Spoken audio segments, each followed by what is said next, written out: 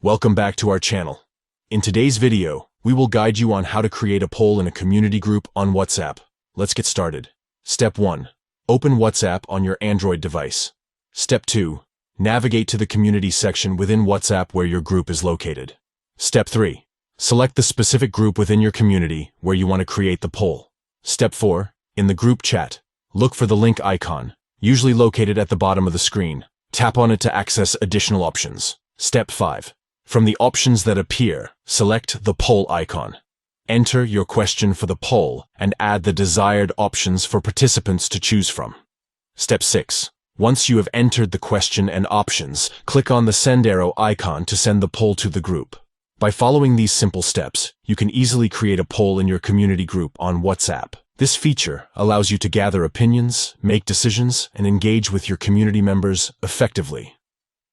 If you found this video helpful, don't forget to give it a thumbs up and subscribe to our channel for more useful tutorials. If you have any questions or suggestions, feel free to leave them in the comments below. Thank you for watching, and we'll see you in the next video.